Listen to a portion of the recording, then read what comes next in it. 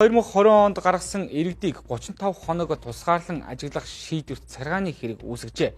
Хэрвээ захиргааны хэргийн шүүхээр Улсын онцгой комисс хүний эрх зөрчсөн гэж гарвал тухайн үед тусгаарлагдсан 24,000 орчим иргэд шүүхэд нэхэмжлэн гаргаж тусгаарлалтын зардлаа буцаан авах боломжтой болох юм байна.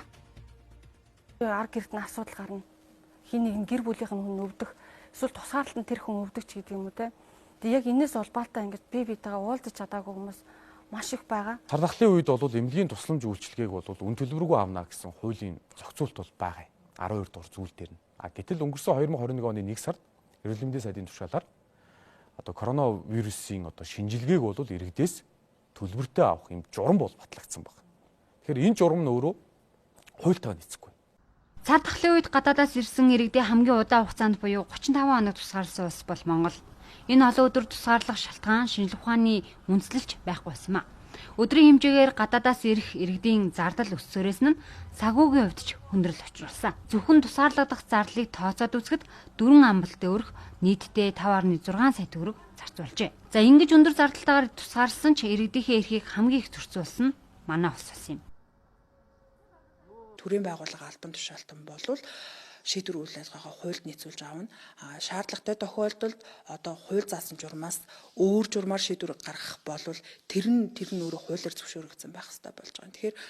Тэгэхээр нэг талдаа хууль тогтоогч ковидын хуульгаа батлаад хэмжээний акт батлах эрхийг өгсөн байна. Гэхдээ тэрийг бол хууль зөрчиггүйгээр хэрэгжүүлэх боломжтой байсан боловч өнөөдрийн байдлаар тогтооцсон байгаа 10 удаагийн шийдвэрийн нэгийг ч хууль зүйн ямар хянуулж бүртгүүлэхгүй ингээд шууд хэрэгжүүлээд байгаа.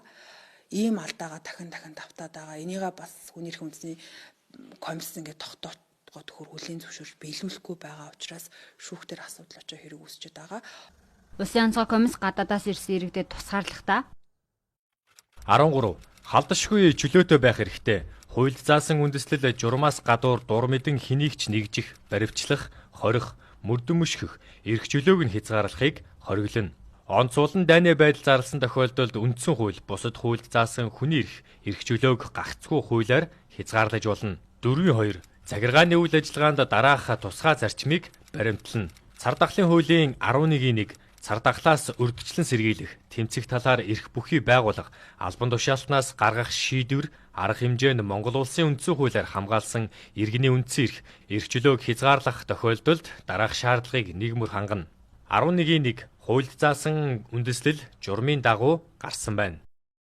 Зэрэг заалтуудыг зөрчижээ. Товчхондоо хуулийн хувьд хүчин төгөлдөр болоогүй шийдвэрээр иргэнийхээ халдашгүй чөлөөтэй байх эрхийг зөрчсөн. Түүнийг нь хүний эрхийн үндэсний комисс тогтоосон байна. Одоо ч гадаадаас ирсэн иргэнээ 3 хоног тусгаарлах журам хэрэгжиж байна.